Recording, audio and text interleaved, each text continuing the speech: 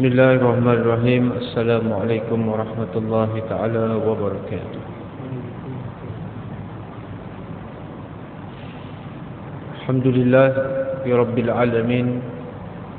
Assalatu wassalamu ala ashrafil anbiya'i wal mursalin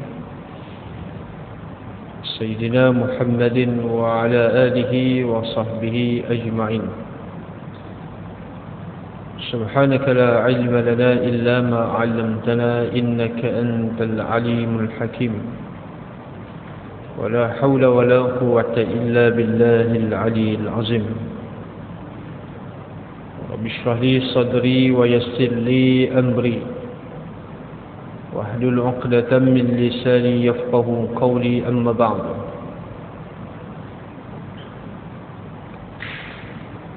Muslimin dan muslimat yang dirahmati Allah Subhanahu wa taala. Baik, sambungan kuliah kita berkenaan dengan hadis yang bersangkut paut dengan ibadah harian ataupun yang bersangkut paut dengan hukum hakam. Dan masih lagi dalam topik berkenaan dengan solat, tak habis. Panjang lagi sebenarnya. Kalau kita nak kumpulkan hadis berkenaan dengan solat ni, saya ingat 20-30 kali pun belum tentu dapat habis. Cuma saya nak ulang sedikit apa yang telah kita bincangkan pada yang lepas-lepas. Seperti mana yang saya sentuh pada siri yang lalu adalah berkenaan dengan solat sunat. Dan solat sunat ni dia macam sebagai pelengkap kepada ibadah yang wajib, yang mana kedudukan solat at-tatawwu' ataupun disebut sebagai solat sunat ini, selain dia adalah pelengkap kepada ibadah wajib seperti solat fardu,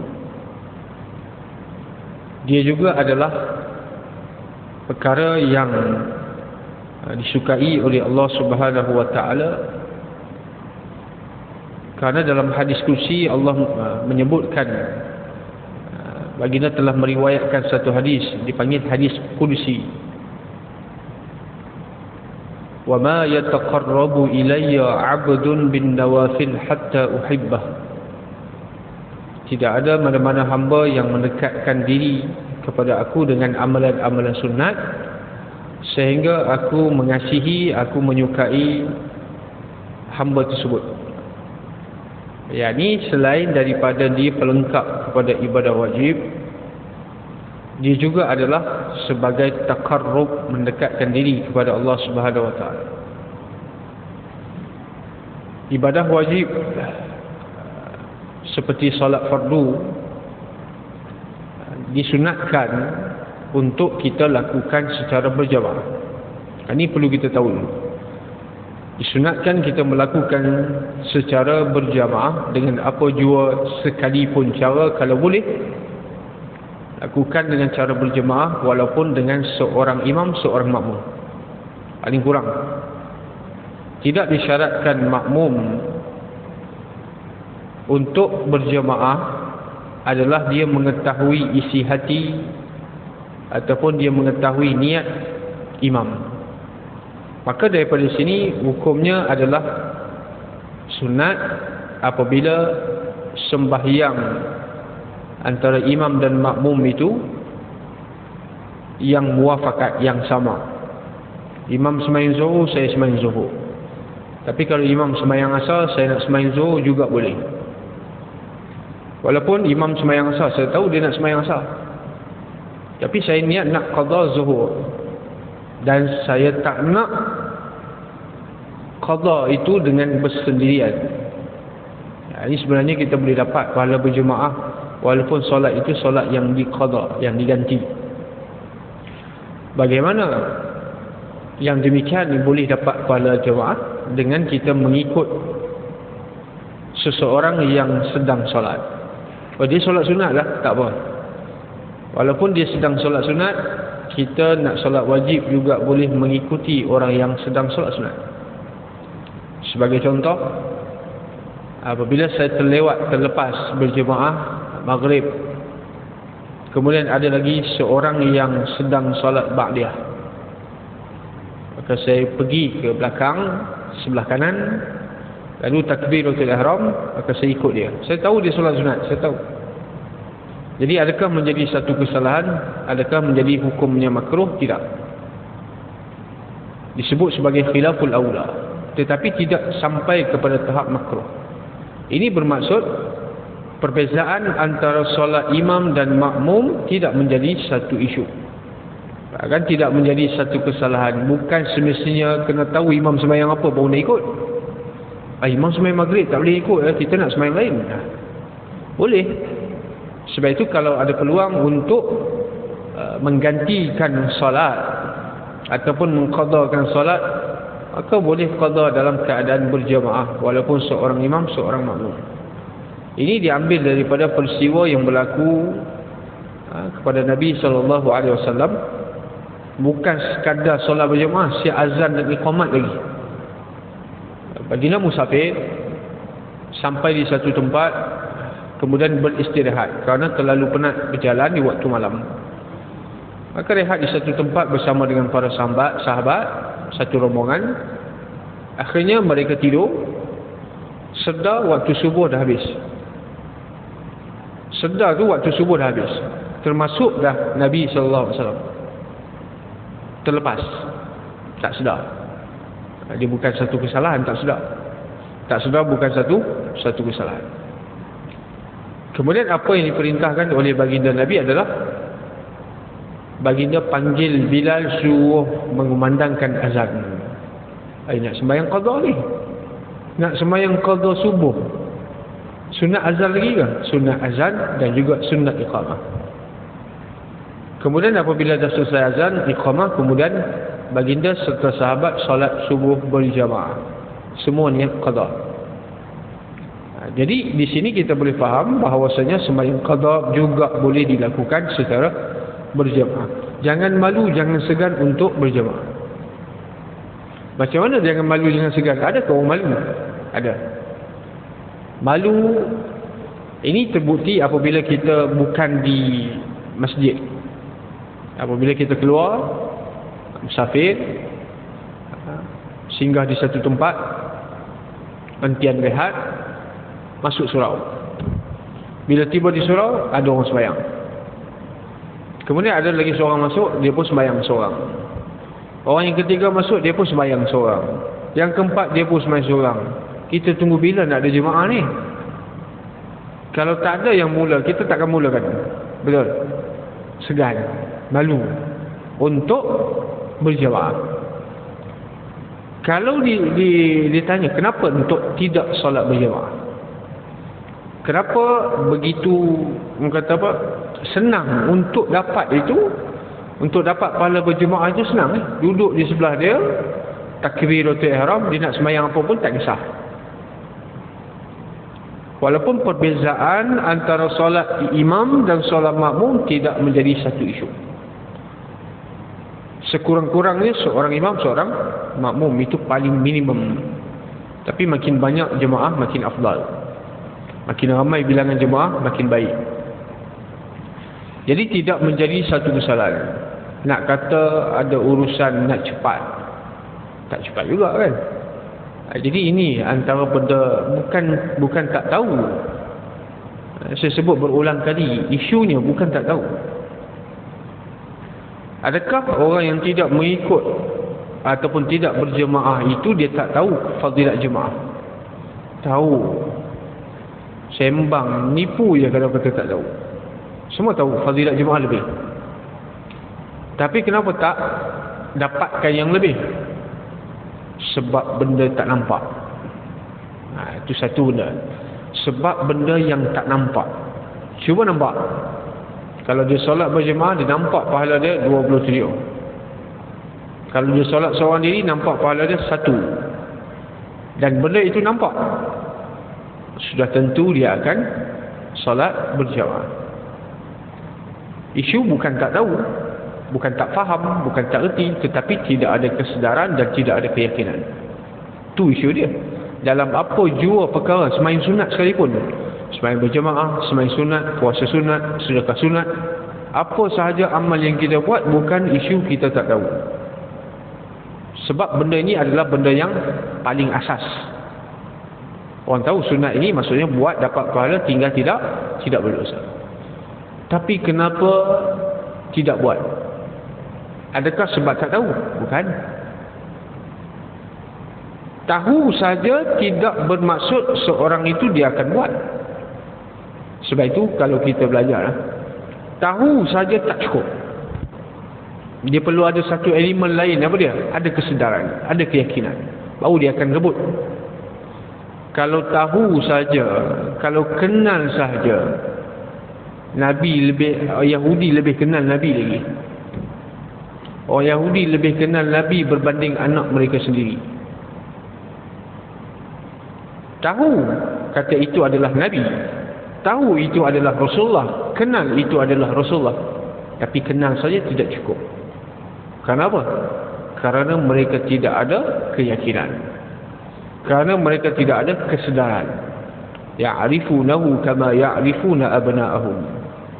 Orang Yahudi Allah sifatkan dalam Al-Quran, mereka kenal Nabi lebih daripada anak sendiri. Macam mana kenal Nabi lebih daripada anak sendiri? Nabi belum lahir lagi. Nabi belum lahir, beratus tahun lagi baru nak lahir. Tapi dalam kitab-kitab mereka sudah disebutkan siapa Nabi akhir zaman, macam mana sifat dia, apa ciri-ciri dia, dia di kalangan bangsa apa, semua disebut detail. Bahkan disebutkan nama dia Ahmad. Disebutkan nama siapa? Ahmad. Tapi bila lahirnya Nabi SAW, mengakunya Nabi sebagai Rasul, mereka kenal. Tapi mereka ikut tak? Tak, bahkan tentang, bahkan lawan. Kenal lebih daripada anak sendiri. Anak sendiri ni tak disebutkan pun. Kita pun tak tahu anak ni lahir macam mana rupa dia, macam mana sifat dia, kulit dia bagaimana, apa berkenaan dengan, apa jua berkenaan dengan anak kita tak tahu sehingga lahir. Bermaksud inilah yang Allah sebut kenal Nabi lebih daripada anak sendiri. Tapi pengenalan mereka tidak terbina di atas keyakinan dan kesedaran, maka pengenalan itu tidak menyelamatkan mereka.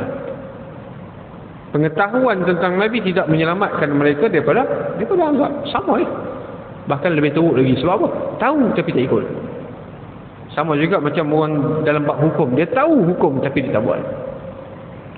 Pengetahuan semata-mata yang tidak terbina di atas keyakinan yang tinggi, maka dia tidak akan memberi kesedaran untuk beramal. Kita tahu fadilat solat itu, fadilat ini, kelebihan itu, kelebihan, tapi tidak buat tak? Tak. Lebih baik tahu sikit buat, tahu sikit buat. Ini yang susah nak dapat ni. Baik, sama juga macam kesedaran dalam solat berjamaah. Banyak kali saya ulang, saya sentuh tentang solat berjamaah.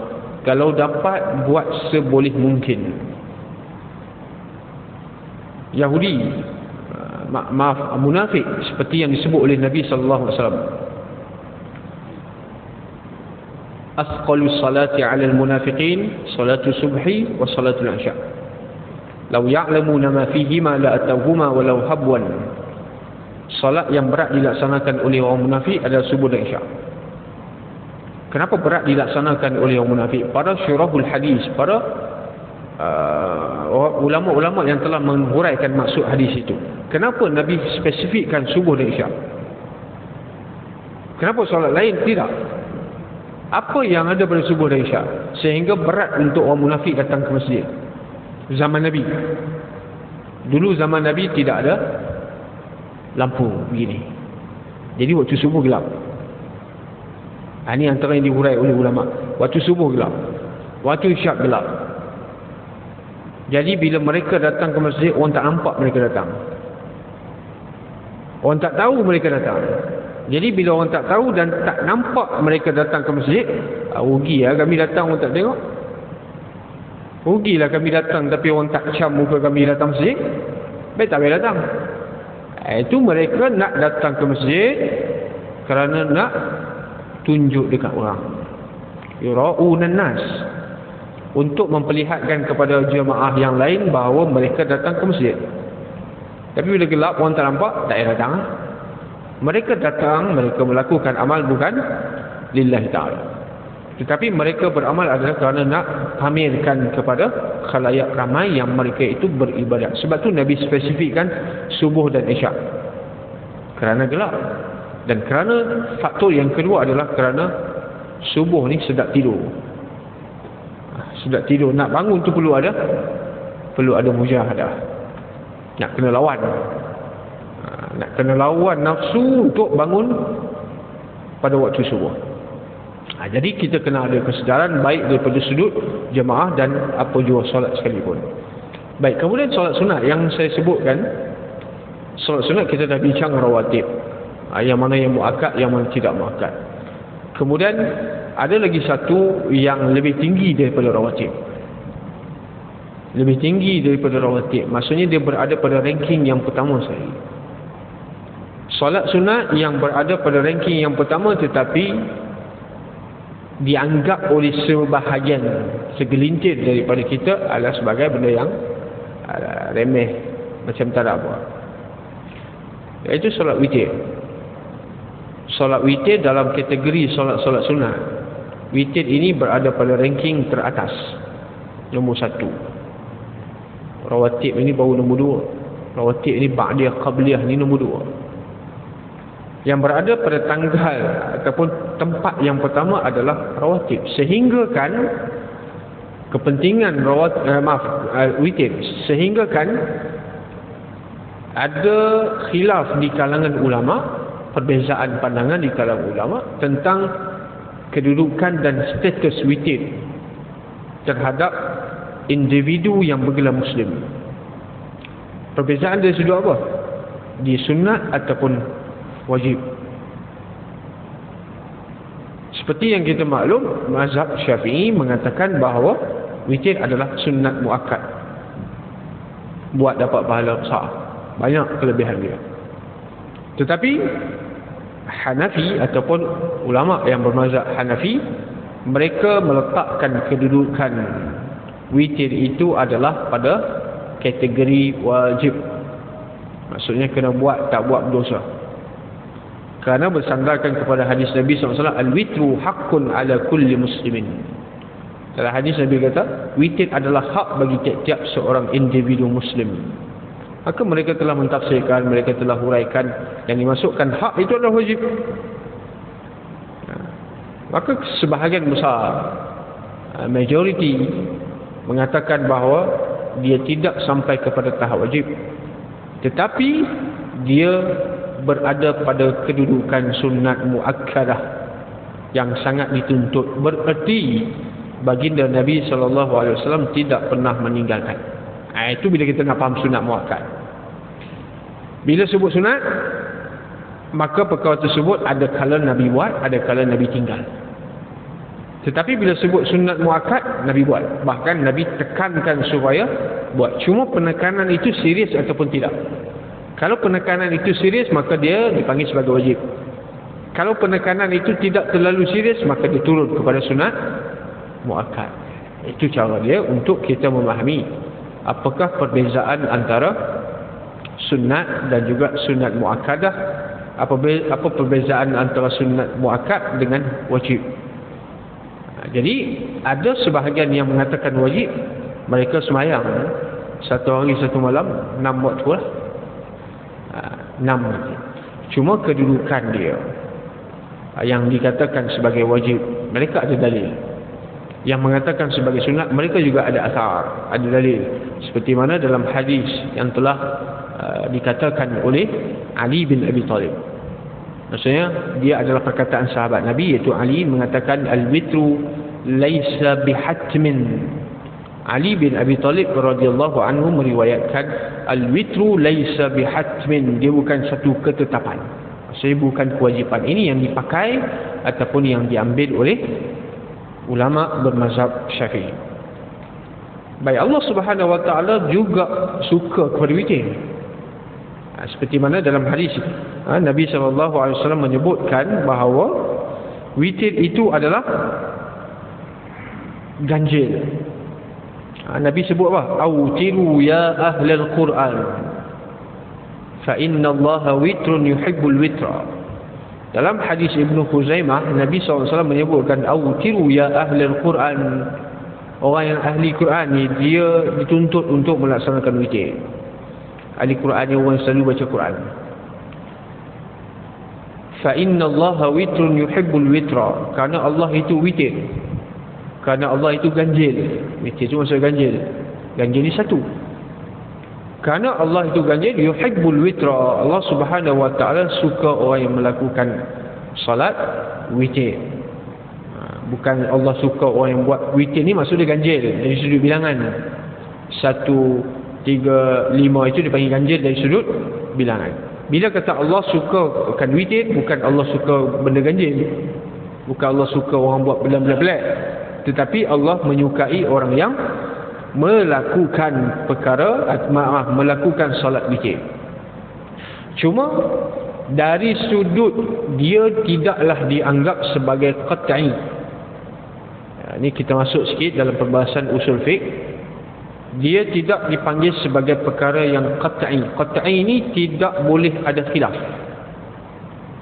Sebab tu macam mana kita nak berinteraksi dengan orang yang berbeza pendapat.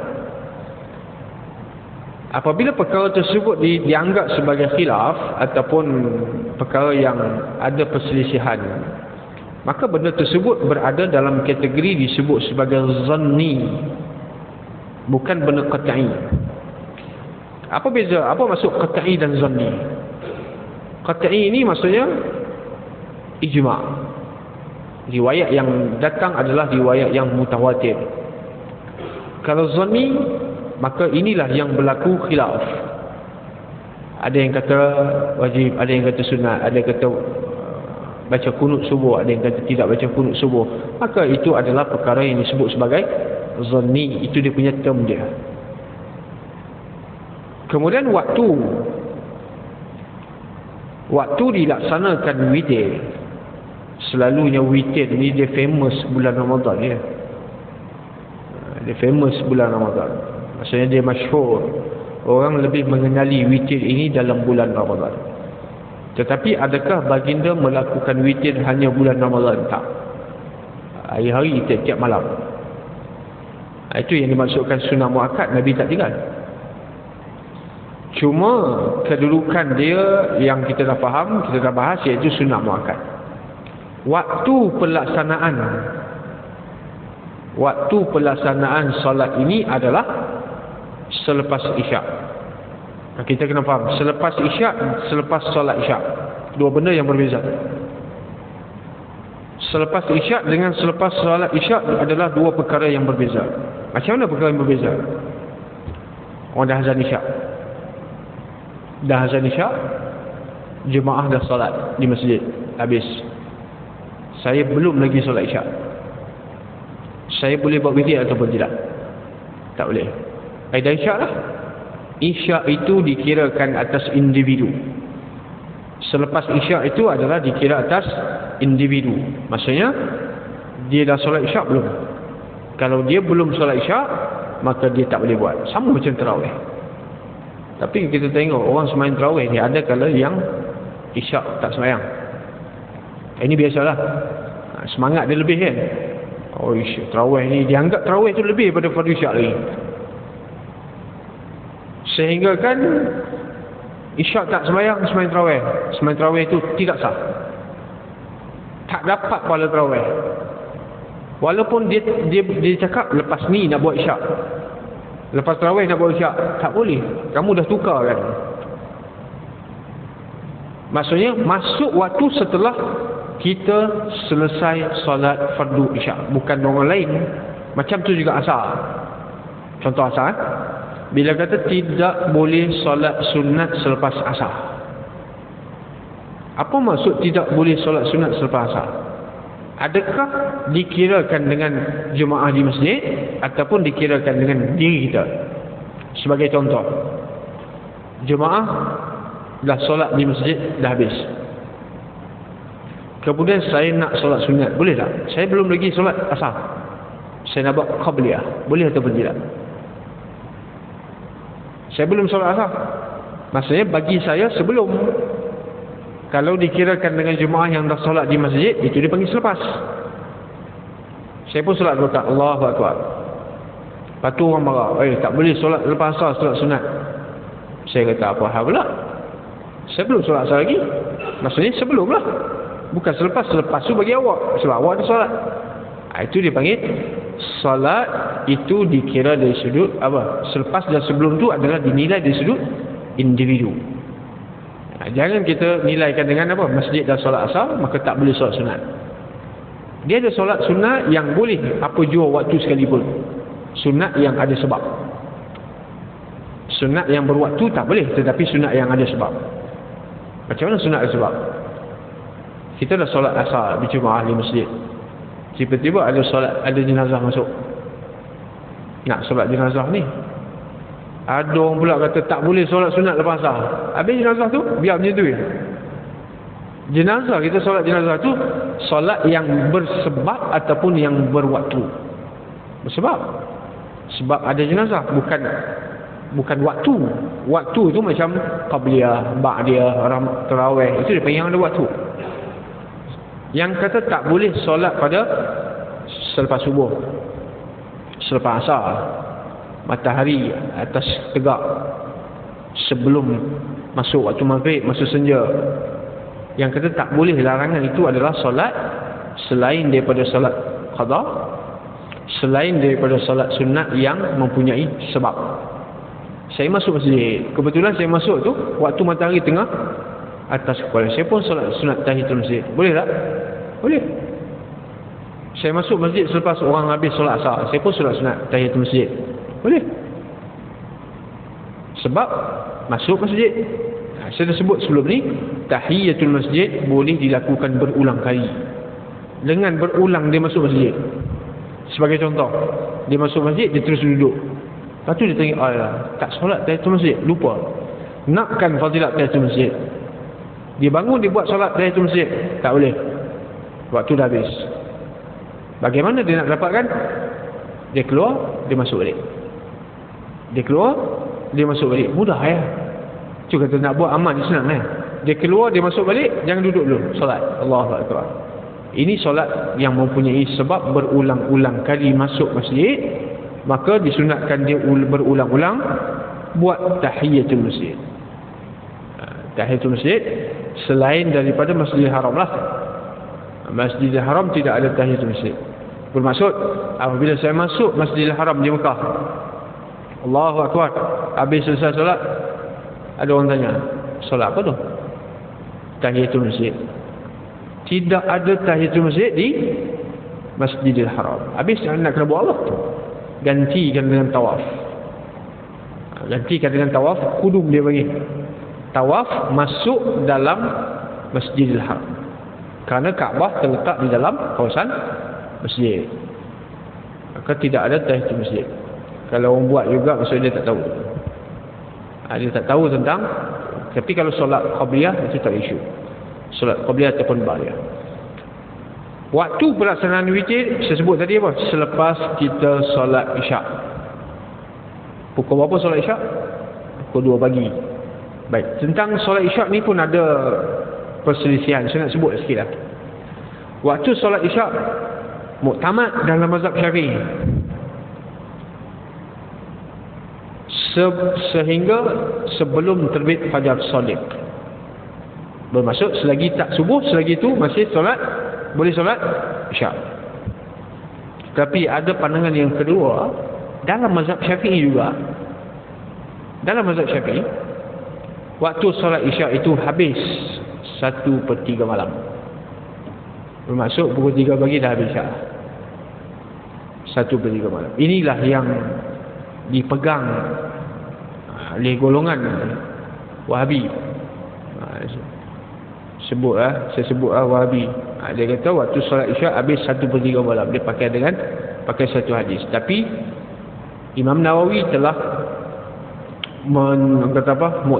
memuktamadkan pandangan yang mengatakan waktu solat isyak itu habis setelah azan subuh. Maksudnya bila dah azan subuh, habis isyak. Panjang tak waktu tu? Panjang. Ada tak alasan untuk terlupa? Valid tak alasan lupa nak solat? Ini subuh, zuhur, asar, maghrib, isyak. Waktu yang diperuntukkan untuk siap sekali wuduk, package wuduk dan solat, saya rasa tak lebih 10 minit. Lebih tak? Jangan kira dia masuk tandas, buang air, tu tak termasuk. Wuduk dan solat. Wuduk dan solat tidak lebih 10 minit. Ataupun 15 minit lah, kita ambil 15 minit. Kalau kata setengah jam, itu melampau tu. Setengah jam melampau. Wuduk saya pun dah 15 minit. Okey, 10 hingga 15 minit. Yang diperuntukkan, yang Allah minta, tak banyak pun, 15 minit. Dalam waktu yang banyak, berapa jam? Isyak 5-6 jam juga sementara nak subuh tu 15 minit dalam 6 jam. Kalau 15 minit dalam 20 minit, itu baru boleh ataupun valid. Tak sempat, terlupa, ada hal, tak sempat, itu baru alasan tu boleh diterima. Tapi kalau waktu yang dah panjang, minta 10 minit, 15 minit, kalau kata alasan tak sempat tu sangat tidak masuk akal. Sangat tidak masuk akal. Bahkan boleh lakukan awal waktu, tengah waktu, hujung waktu. Jangan sampai waktu habis je. Ya?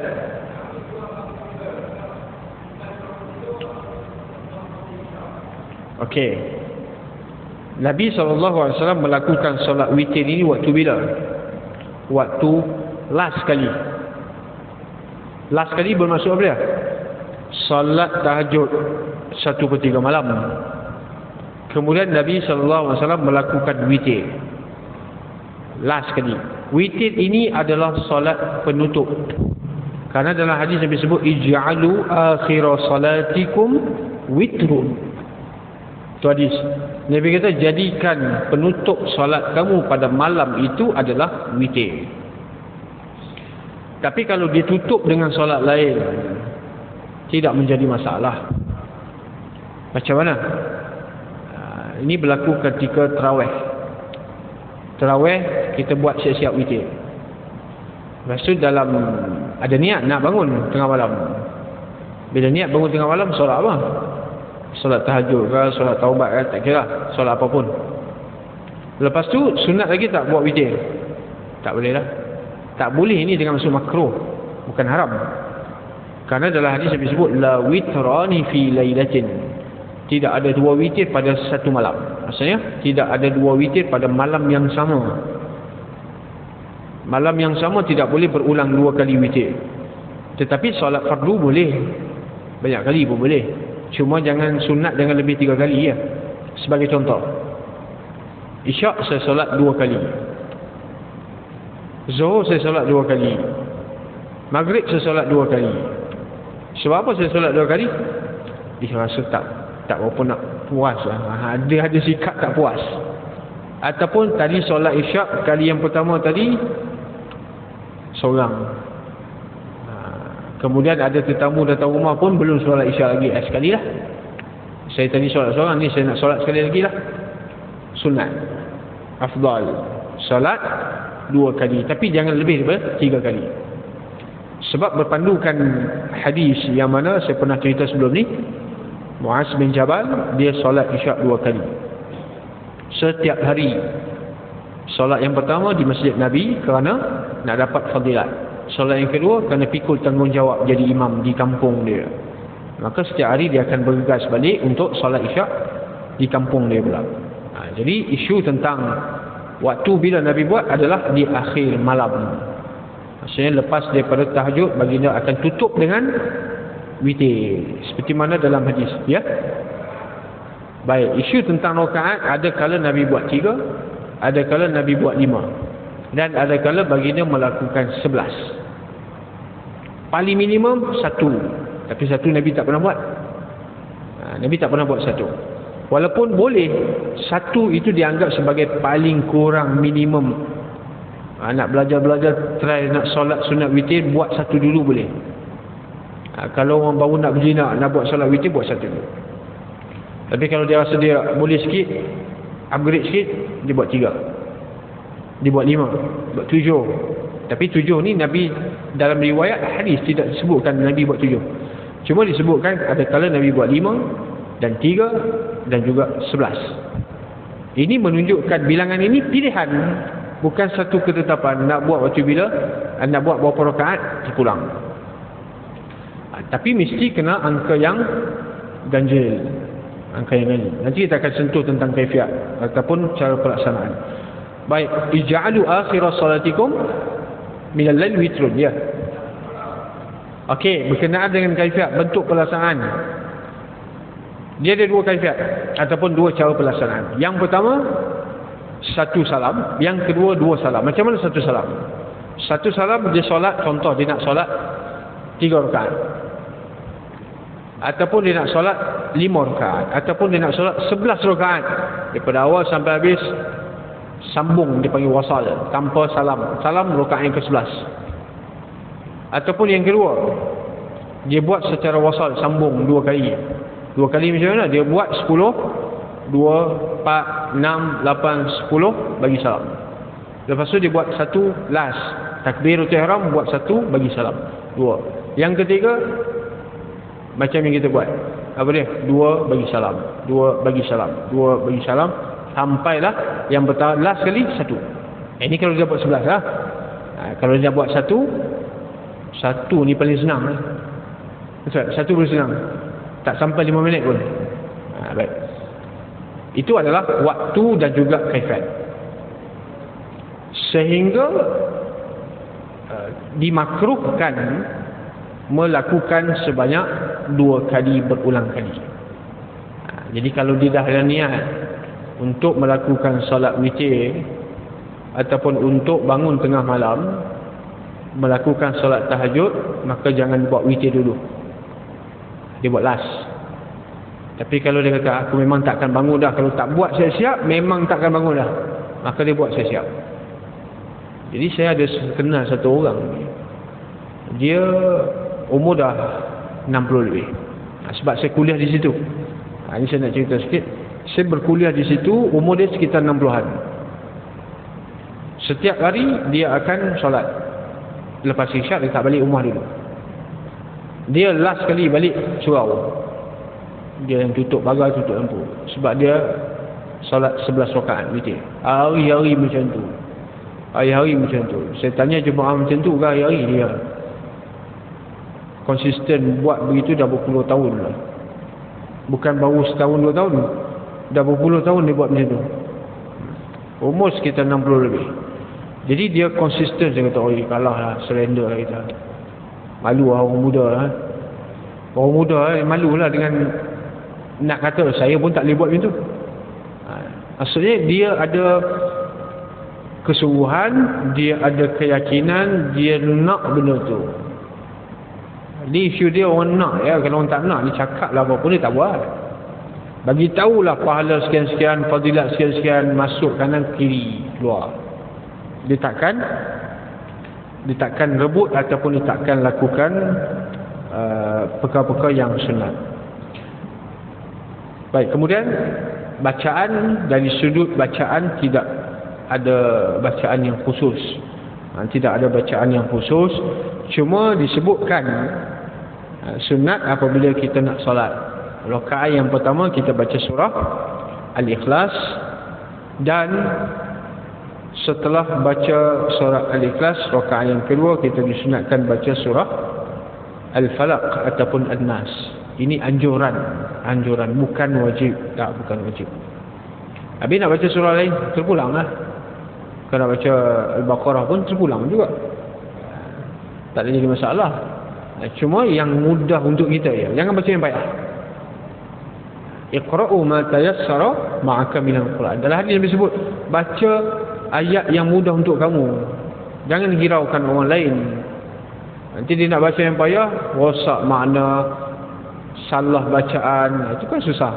Jadi baca setakat mana yang dia mampu. Jadi walau bagaimanapun kesimpulan dia, witir adalah sunat muakkad yang dituntut. Boleh dilakukan di mana-mana, tak kisah. Nak buat di rumah pun tak, bahkan afdal buat di rumah. Bahkan afdal melakukan di rumah. Wallahu subhanahu wa ta'ala alam. Bismillahirrahmanirrahim. Allahumma atina rahmatan min 'indika wa 'allimna min ladunka 'ilma. Rabbana atina fid dunya hasanah wa fil akhirati hasanah wa qina azabannar. Sallallahu alaihi wa walhamdulillahi rabbil alamin.